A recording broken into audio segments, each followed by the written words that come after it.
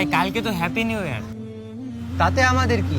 এটা তো রোমানদের থেকে নেওয়া খ্রিস্টানদের একটি উৎসব। প্রত্যেক জাতিরই তো উৎসব আছে, তাই না? হ্যাঁ, অবশ্যই আছে। মুসলমানদের বছরে 2টি ঈদ, হিন্দুদের খ্রিস্টানদেরও রয়েছে।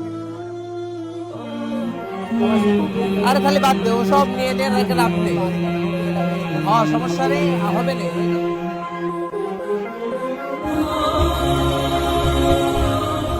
এসব বাদ, এসব বাদ। বাড়ির সামনে তো মনে করো এই সাউন্ড বক্স আনতে গেছে কে কে? ভাই রতন আর সাকিব গেছে। এই হ্যাঁ, বসো।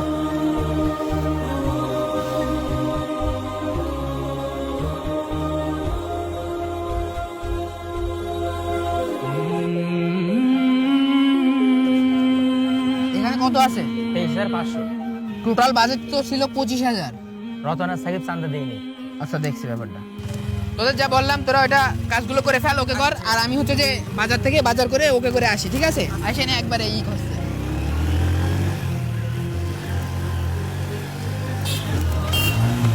Happy new year 2021। ওই যে কোনারাই লেখছে, বুঝেছিস? রাস্তার মাঝখানে হ্যাঁ, যাতে সবার চোখে পড়ে সেরকম যে লেকচার। হ্যাঁ,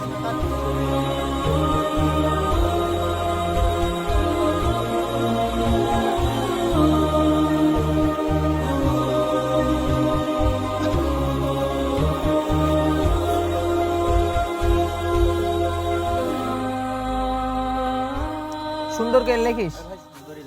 লেখাতে প্রায় শেষ, পাশে কি নামগুলো লিখে দেবো? না না, আগে আকিব ভাই আসুক, তারপর শুনে লাগবে না। ভাই আতশবাজি আর পটকা তো কেনা হলো না এখন। বাজারগুলো রেখে তারপরে কিনতে যাবো। ঠিক আছে ভাই, আজকে কিন্তু বোতল লাগবে।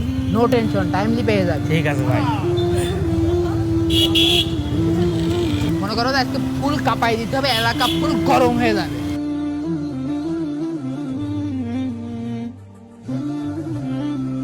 আরে বাজার নিয়ে চলে আইছিস? সব ঠিকঠাক বাজার করেছিস তো মানিক? হ্যাঁ হ্যাঁ, গোষ্ঠটাও রাখ।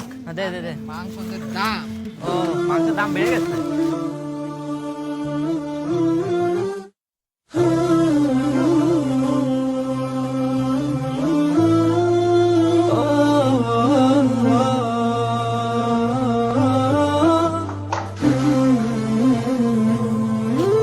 এটাতে কি করলি?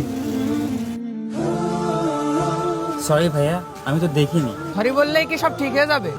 এই ওই জায়গায় কি হলো রে? এই ছেলেপেলে সামনে তো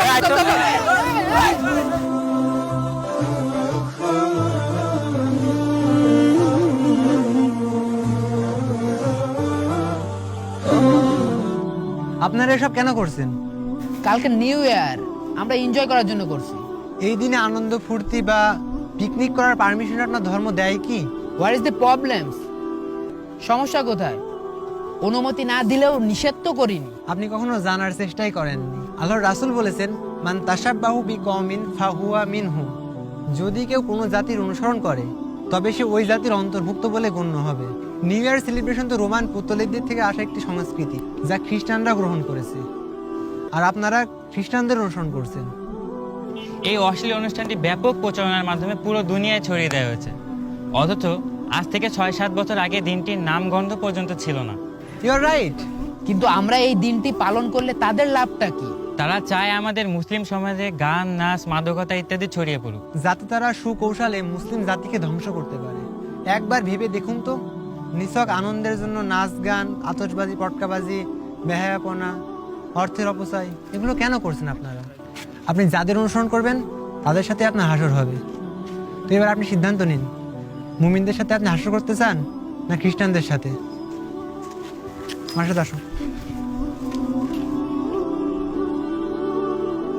আপনি যাদের অনুসরণ করবেন তাদের সাথে আপনি হাসর করবেন। তো এবার আপনি সিদ্ধান্ত নিন।